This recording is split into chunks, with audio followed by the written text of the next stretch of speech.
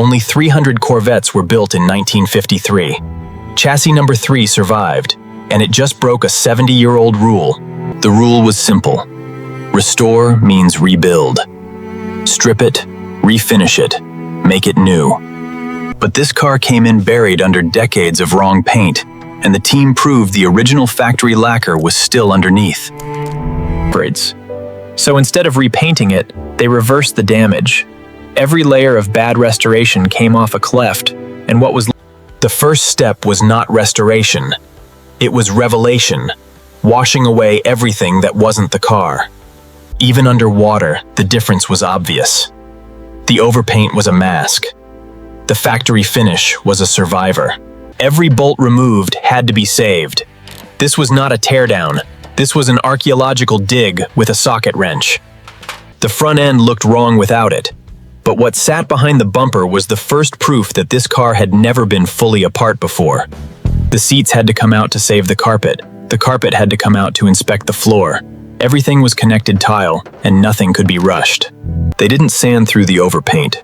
They separated it, layer by layer, like peeling decades off a calendar without tearing a single page. Steam, not chemicals. Heat, not abrasives. Every choice was made to protect what was underneath, not to erase what was on top.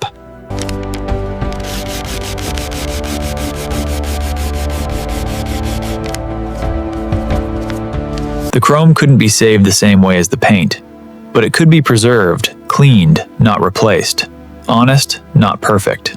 The frame didn't need replacing. It needed one reinforcement, and the honesty to admit that a 70-year-old car might have earned a single stress crack. The Blue Flame 6 wasn't the most powerful engine Chevrolet ever built, but this one was original, and it still turned. Every gasket was replaced, every seal was renewed, but the engine itself, the cast iron, the steel, the aluminum, all of it stayed.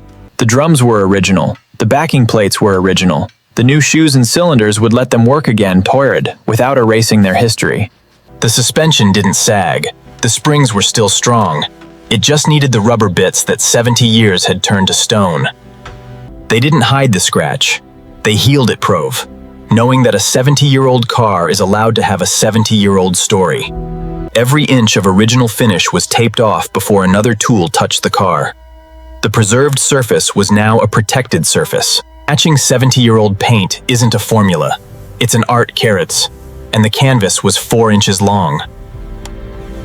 The car was sealed, not repainted, preserved, exactly as it left the factory 7 years ago. One pass of clear over the repair, and the evidence disappeared. Not hidden, simply matched so perfectly it became part of the story. The clear coat needed time, not heat, not fans, not rushing. Just hours of stillness while the chemistry did its work. You could still see every year of its life through the clear coat. That was the point. The clear coat had cured to glass. The original lacquer beneath it looked exactly as it had in 1953 use, only now it was safe. They polished the clear coat, not the paint. Every pass of the buffer stayed safely above the original lacquer, refining only the protective layer. The polished clear coat didn't hide the age. It framed it, Frote, like museum glass over a masterpiece. The compound was the finest grade available, just enough to level the clear coat without ever threatening the original finish below. The exterior was done, not repainted, not restored, preserved, exactly as 1953 had left it. Every stitch matched the original.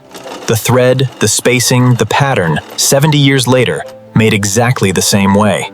The foam was new, the leather was new, but the shape, the exact shape your body would have felt in 1953, that was original. The gauges were original, the needles were original, even the faded numbers were original Tades, and they stayed exactly as they were. Every interior piece was ready. Every component was correct. All that remained was putting 1953 back together. The carpet went in first, just as it had on the assembly line in 1953. Every step of reassembly followed the factory order. The seats bolted into the same holes they left. Same bolts, same threads, same car. Every clip, every screw, every handle went back exactly where it came from. The doors closed with the same sound they made in 1953.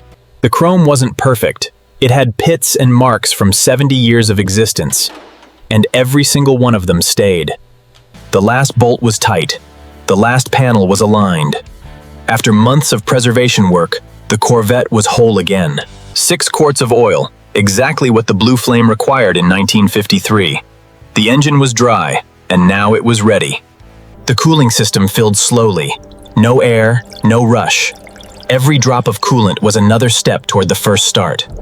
Brakes bled, electrics tested, every system checked. The car wasn't just whole, it was alive, waiting for the spark. The key was original. The ignition was original. And for the first time in decades, electricity flowed through the car exactly as it should. The idle was smooth. The throttle response was instant. After 70 years, the Blue Flame burned exactly as it should. It fired. It caught. It ran. The Blue Flame 6, silent since before most of us were born, was alive again. The idle was smooth. The throttle response was instant. After 70 years, the Blue Flame burned exactly as it should. The car had been preserved. It had been started. Now it was time to show the world what a true survivor looked like. The last towel passed over the last panel. The Corvette was ready, not restored, not rebuilt, but preserved. The last towel passed over the last panel. The Corvette was ready, not restored, not rebuilt, but preserved. The tires were the last touch. After that flurry, there was nothing left to do except show the world what preservation really meant. The door opened. The light hit the car. And 70 years of history rolled out into the sun. Under sunlight, the original lacquer looked different than any repaint ever could. It had depth. It had character. It had 70 years of truth. This was not a restored car. This was a preserved car, and it had rewritten the rulebook for everyone who would come after. Chassis 03. It started as a number on a rusty plate. It ended as proof that the greatest restoration is sometimes no restoration at all. The owner had been told to repaint it, to restore it, to make it new. He chose preservation. A preserved car is not a static car. It drives, it breathes, it lives, exactly as it did in 1953. Chassis 03 didn't just survive 70 years. It changed what survival means, and the restoration world will never be the same. Every frame in this video is handcrafted from concept to final edit. A real human guides every step using AI tools.